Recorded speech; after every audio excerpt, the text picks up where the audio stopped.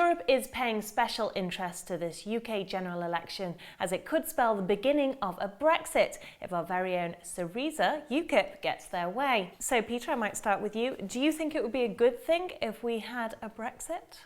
No, it is the starting point. I think the problem we have with the idea of Britain's place in Europe is that I think eventually we will have to have some kind of vote, almost like Scottish independence. There is a build-up of pressure to have some kind of referendum. So a lot of the discussion has been focusing on, which I completely agree with, the idea that this brings an amount of instability. So if you know that there is going to be a referendum in 2 or 3 years, however long, depending on who gets voted in, this is not good.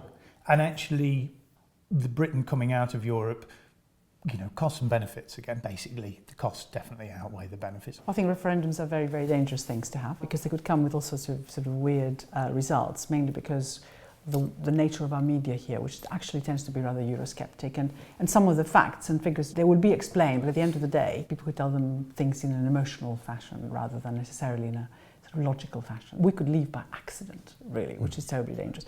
And it will be very bad for us. We made some calculations in my company, CBR, that some 4 million jobs are linked in the UK to our relationship with Europe, to our membership of Europe. It doesn't mean that they're all going to be lost if we are no longer members of this. We could have some sort of arrangement like Norway and Switzerland, but it still will cost us a lot to be members. We won't have any say in terms of influence. And of course, we're going to lose quite a lot of inward investment and other investment, which until now looks at us as a gateway into Europe. Businesses, of course, complain about regulation, but we will probably have that regulation anyway, and they benefit also from regulation that establishes standards, so they don't have to do different things for different countries. In fact, the UK has benefited hugely from standards directly, so there have been a lot of studies that show this is the case. Overall, we benefit from being members, and it would be pretty hard going if we're not. We won't be able to influence anything. And there is another area, of course, which is the whole trade side, not only because we sell some 50% of our goods to Europe, which is an important aspect in itself. And again, we won't lose all that. But also because we're no longer having world trade negotiations because those are broken down. So we depend on bilateral deals. So what sort of economic impact would you say it would have on Europe if there was a Brexit?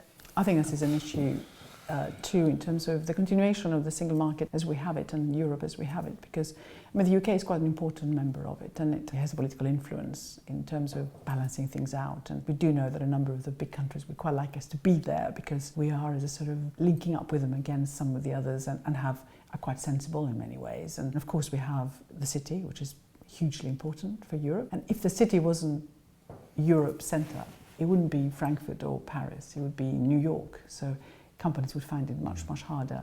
Peter, you agree? Europe is 220 million people, so the UK, in terms of its economic population impact, is not enormous.